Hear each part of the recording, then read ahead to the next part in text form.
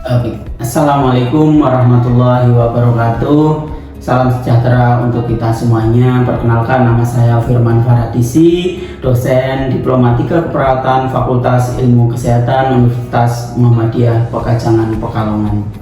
Dalam kesempatan kali ini saya membuat video terkait pernyataan diri dosen untuk unjuk kerja Tridharma Perguruan Tinggi PDD UKT PT Bidang Pengajaran Serdos tahun 2024. Saya mengampu mata kuliah KMB 1 dan KMB 2 atau Clinical Medical Bedah 1 dan Clinical Medical Bedah 2. Proses pembelajaran saya menggunakan beberapa metode untuk memaksimalkan proses pembelajaran. Di antaranya yang pertama yaitu saya menggunakan media-media yang modern. Kemudian yang kedua saya menggunakan metode ANAS. ANAS artinya yaitu manusia, di mana saya memanusiakan mahasiswa. Dalam proses pembelajarannya itu tidak satu arah dari dosen ke mahasiswa, namun juga ada interaksi antara dosen dan mahasiswa. Juga ada keaktifan dari mahasiswa. Kemudian ANAS juga kepanjangan dari asik namun serius, di mana memang dalam proses pembelajarannya kita fokus dan serius, namun juga saya sisipi dengan humor-humor agar mahasiswa itu tidak terlalu sepaneng ya, karena dari pagi sampai sore mungkin sudah belajar terus. Untuk kesempatan kali ini izinkan saya untuk memaparkan terkait RPS KMB 1, di mana Clinical Medical Bedah 1 ini 3 SKS, 2 teori dan 1 praktek. Untuk deskripsi mata kuliah keperawatan medikal bedah 1 ini dirancang untuk memberikan mahasiswa pengetahuan dasar dan keterampilan praktis dalam merawat pasien dewasa yang mengalami gangguan kesehatan medikal dan bedah. Untuk capaian pembelajaran program studi di sini ada capaian sikap, pengetahuan, kemudian keterampilan umum dan juga keterampilan khusus. Untuk sikap di sini beberapa, yaitu bertakwa kepada Tuhan Yang Maha Esa, kemudian menghargai keanekaragaman budaya, pandangan, agama dan kepercayaan, karena dalam proses asuhan keperawatan memang kita harus melihat dari berbagai segi. Kemudian untuk capaian pengetahuan yaitu menguasai konsep asuhan keperawatan klien dalam rentang sehat dan sakit. Kemudian untuk keterampilan umum menyelesaikan pekerjaan berlingkup luas dengan menganalisis data serta metode yang sesuai dan dipilih dari beragam metode. Kemudian keterampilan khusus yaitu mampu memberikan asuhan keperawatan dengan memperhatikan aspek bio, psiko, sosio, dan kultural serta spiritual. Adapun capaian pembelajaran mata kuliah atau CPMK yang pertama atau diantaranya yaitu mahasiswa mampu menjelaskan konsep dasar keperawatan medikal bedah, kemudian mahasiswa mampu memberikan asuhan keperawatan pada penyakit-penyakit tropis, kemudian mampu melakukan tindakan keperawatan penyakit endemis, kemudian mampu melakukan tindakan keperawatan pada berbagai sistem dalam tubuh manusia. Untuk materi, beberapa materi yang diajarkan antara lain konsep dan perspektif keperawatan medikal bedah di dalam perspektif keperawatan dan keislaman. Kemudian ada kajian penyakit tropis, penyakit infeksi, endemis, kemudian masalah keperawatan pada pasien dengan gangguan kebutuhan oksigenasi, patologis pernafasan dan kardiovaskuler. Juga mempelajari terkait kelistrikan jantung dan lain sebagainya. Untuk kegiatan pembelajaran di sini berupa pembelajaran teori yang dilakukan di kelas dan juga pembelajaran praktek yang ada di laboratorium. Untuk komponen dan proporsi penilaian di sini ada tugas terstruktur, ada tugas mandiri, ujian tengah semester, ujian semester, dan ada sikap. Berikut adalah video proses pembelajaran di kelas dan di laboratorium. Baik, assalamualaikum warahmatullahi wabarakatuh. Waalaikumsalam warahmatullahi wabarakatuh. Sebelum kita mulai, alangkah baiknya kita berdoa lebih dahulu agar apa yang kita pelajari itu mudah diserap dan tidak mudah menguap. Berdoa, dipersilakan. Bismillahirrahmanirrahim. Alhamdulillahirabbil alamin. Ar-Rahmanir-Rahim. Maliki yaumiddin.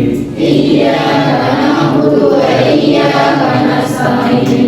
ihdinas siratal mustaqim siratal ladzina an'amta 'alaihim ghairil maghdubi 'alaihim waladdallin.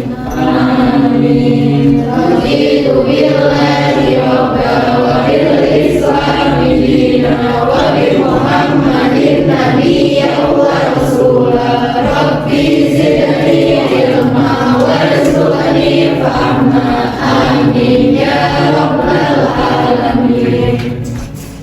Baik, jadi kita untuk materi siang menjelang sore ini ya, kita akan masuk di EKG atau elektrokardiogram. Kemarin kita sudah melakukan pemasangan ya.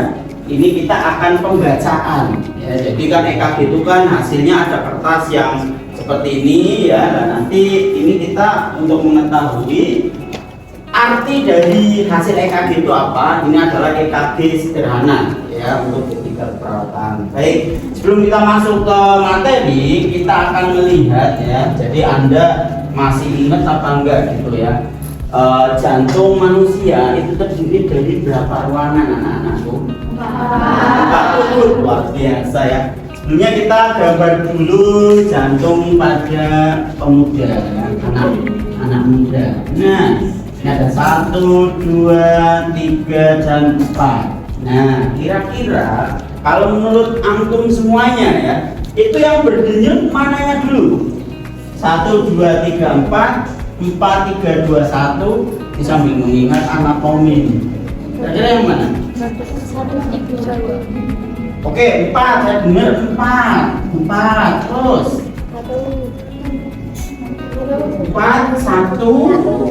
Terus 3, 2. Masya Allah, luar biasa ya. Nyut ya. Satu lagi, jawaban satu lagi. Berapa kira-kira? 1, 3, 2, 4. Jadi dari 1 nyut terus 4 ya. 1, 3, 1, 3, 4, 2. Nyut gitu ya. Ini kalau Anda jantungnya itu seperti ini, nyut kayak gini, itu berarti jantungnya rusak alias fibrilasi ya. Jadi jantung yang benar nyutnya itu 2. Ingat ya.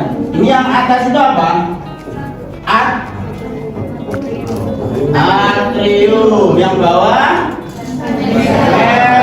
ventricle. Ingat, jadi yang denyut itu berbarengan. Atrium dulu 2 nyut gitu. Dari atrium dia akan darah masuk di ventricle. Kemudian barulah dari ventricle dia akan bareng-bareng nyut gitu. Ya, yang dari ventricle kanan dia masuk ke paru-paru, yang dari ventricle kiri dia akan sirkulasi ke seluruh tubuh seperti itu ya. Oke. Nah, sekarang kita akan masuk di sistem konduksi. Dulu Anda sudah ingat mungkin ya di anatomi bahwa di sini ada SA, ada apa? SA node ya. Kemudian ada AV node. Ini adalah sistem kelistrikan pada jantung. Jadi kalau dari SA node ini dia mengaliri arus listrik ke atrium semuanya ya. Jadi atrium teraliri arus listrik, maka di situ akan muncul gelombang apa nih? Ingat nggak ada gelombang seperti P, I, R, S, T ya. Jadi pas pemasangan EKG kan muncul gelombang yang bentuknya seperti ini nih. Ya, ini adalah gelombang P. Ini Q, R, S. Ini bukan ST, bukan ST gitu ya. Jadi P, Q, R, S, T. Nah, atrium ini kalau semuanya sudah teraliri arus listrik, maka akan muncul gelombang P sempurna. Jadi gelombang P ini kalau teraliri arus listrik, maka dia akan berdenyut, gitu. Kemudian dari AV node dia akan mengaliri seluruh ventricle, sehingga ventricle ini akan menghasilkan denyutan tuh. kontriksi ya, nyut gitu, kemudian akan muncullah gelombang IRS. Jadi diingat-ingat, gelombang P itu gelombangnya atrium, gelombangnya IRS itu gelombangnya ventrikel. Nah Pak, terus gelombang TG punyanya siapa gitu?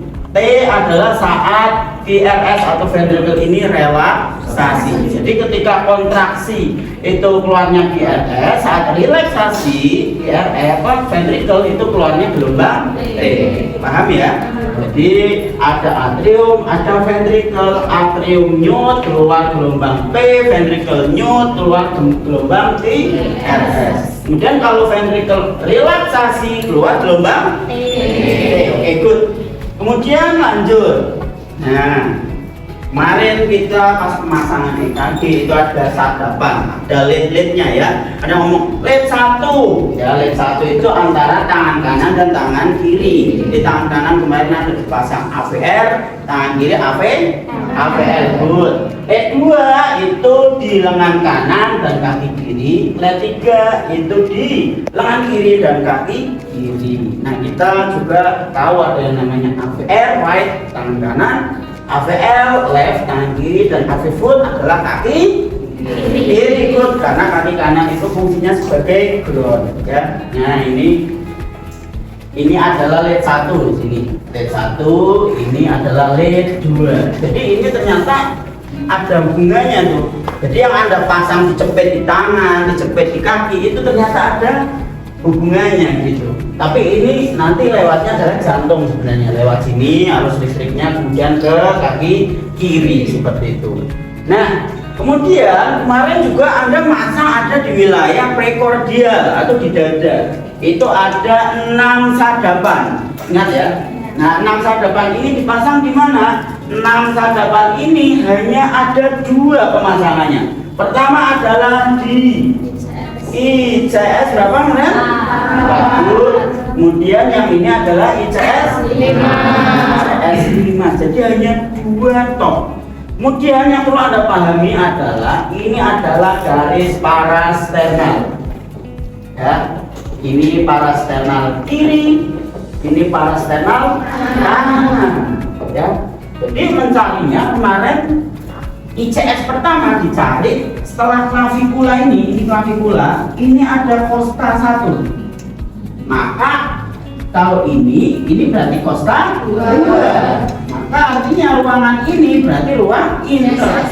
Kosta 1 atau ICS 1. Good. Maka kemarin saya suruh palpasi pas pemasangan EKG itu Anda seperti ini. 1. Nah, ini tonjolan 2, gitu kan? Tonjolan lagi 3, tonjolan lagi 4. Maka V1 ini dipasang di ICS 4 parasternal kiri kanan. Kemudian yang V2 itu sampingnya, yaitu ICS 4 parasternal kiri. Habis V2, ingat kita nggak pasang V3 tapi V4.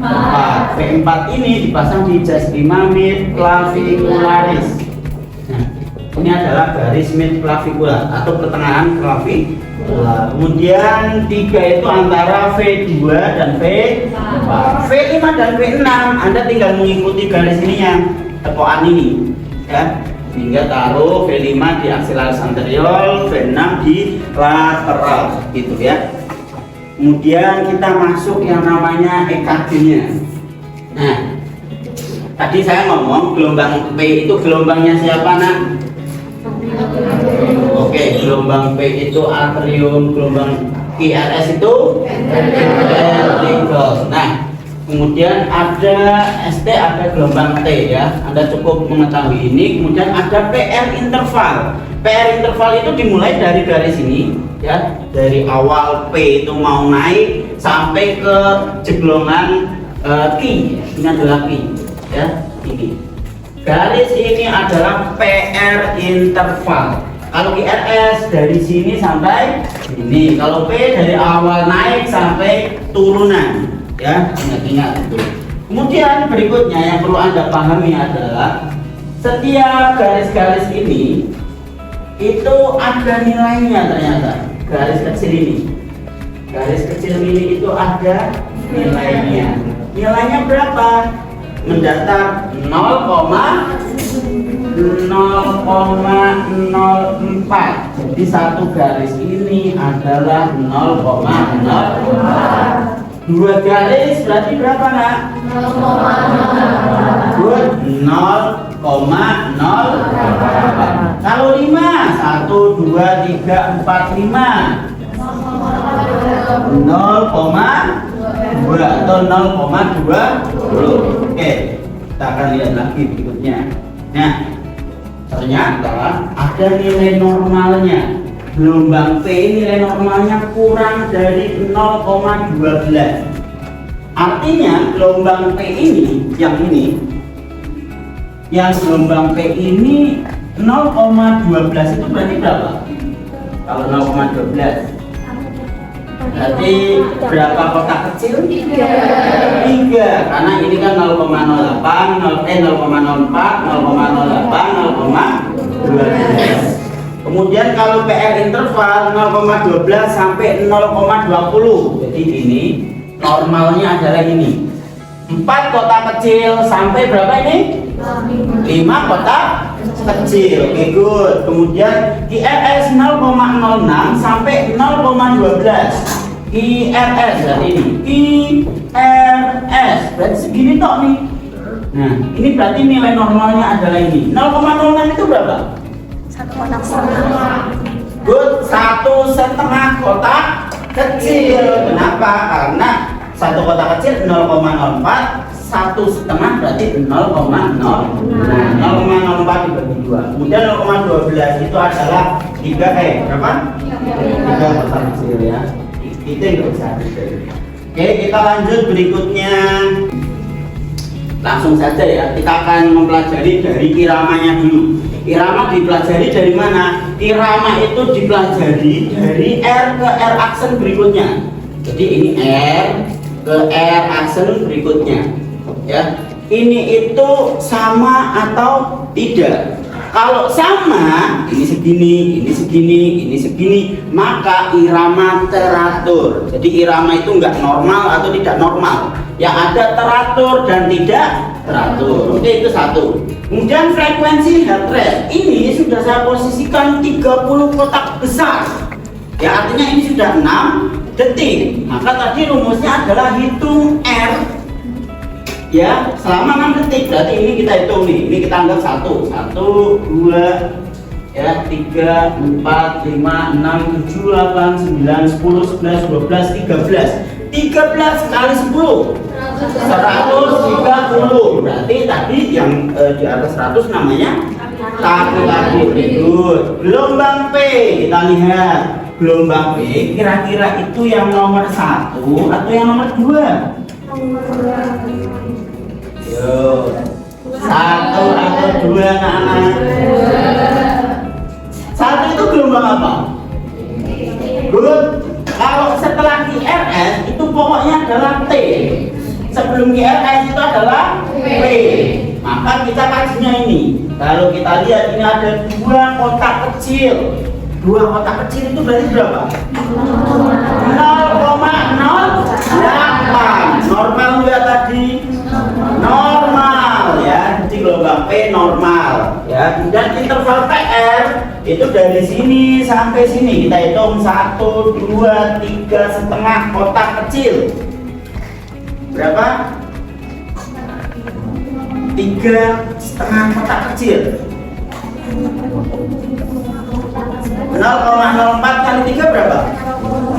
12 setengah berarti 0,16. Berarti PR interval normal karena normalnya 0,12 sampai 0,2. GRS itu ini nih sempit banget nih, GRS. Nah segini toh ya. Itu coba ini 1,5 berarti berapa?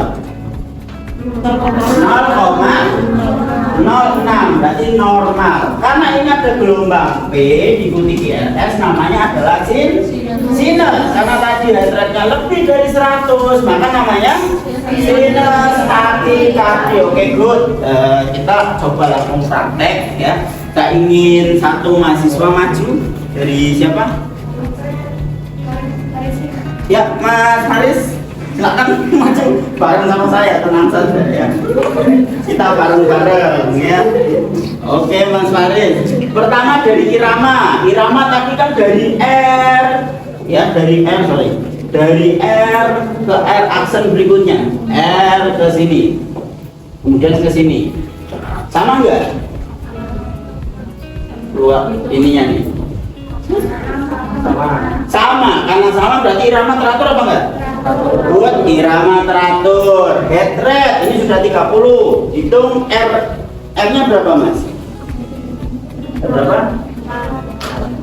1, 2, 3, 4. Berarti berapa? 4 kali 10? 40. Tadi kurang dari 60 namanya tadi gelombang P. Gelombang P itu yang 1 atau yang 2, Mas? Good, yang 1. Ini coba dihitung ada berapa, Mas? Kotak kecilnya coba.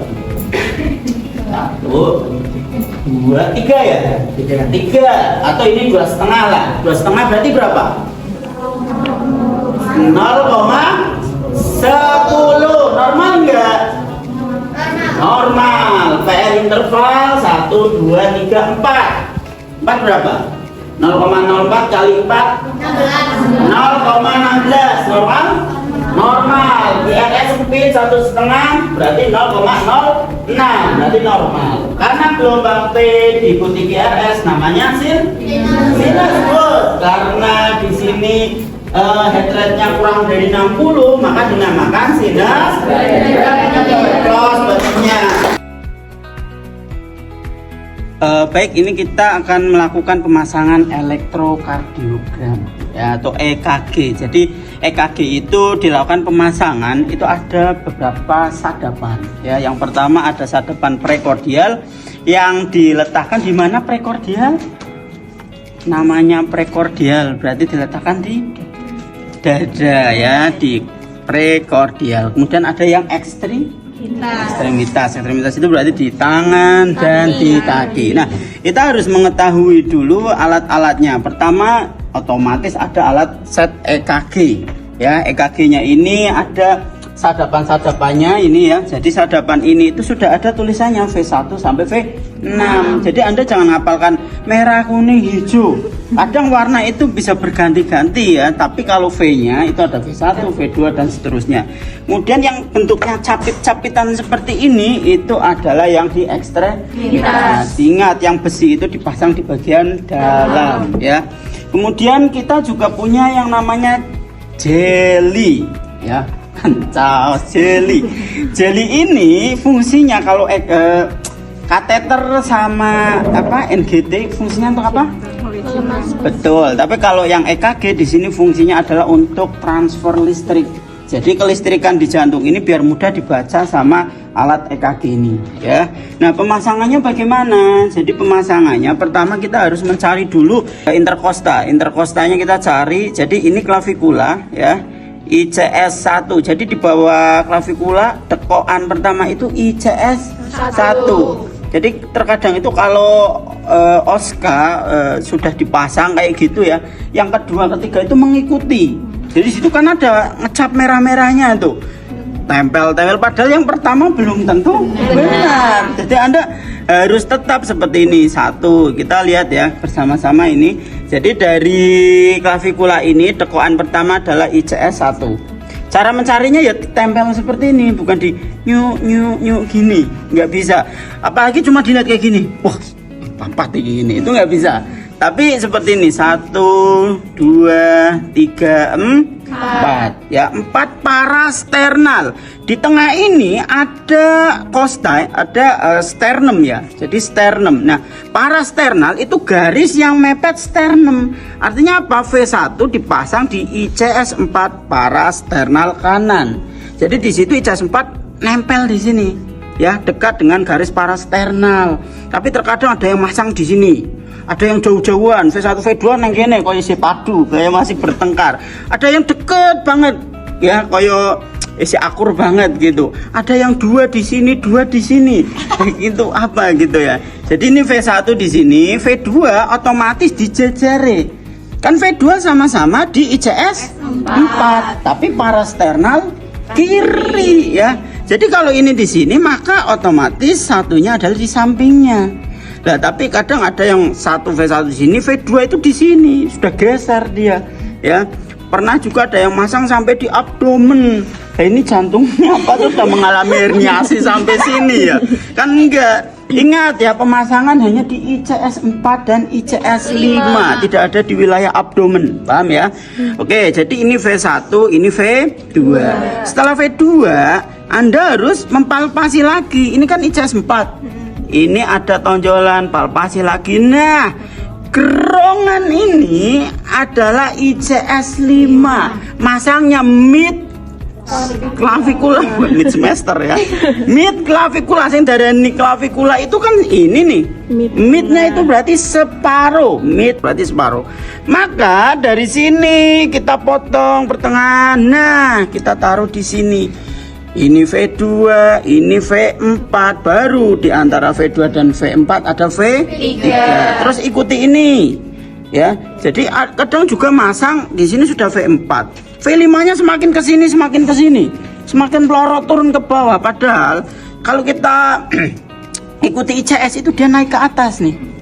Ya kan, berarti di sini ICS V4, di sini V5 anterior ya, kemudian di sini V6. Jadi dia agak kayak gini bentuknya. Paham ya? Oke, sekarang kita akan kasih jeli. Kemudian kita pasangkan sadapannya ya. Oke, kita cari dulu tadi sama seperti pas awal, jadi 1, 2, 3, 4.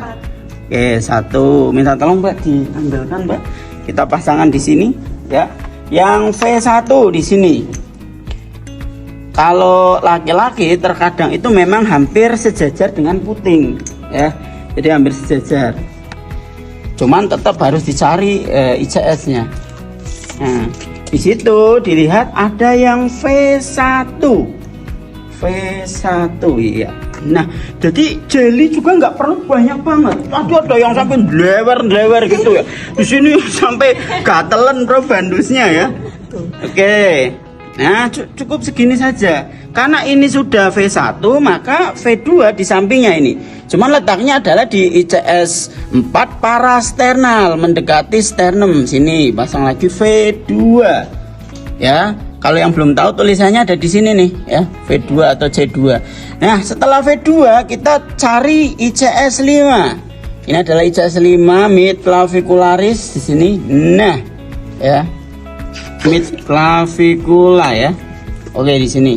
Nah, ini pasang V4. Oke, good. Kemudian V3 antara V2 dan V4.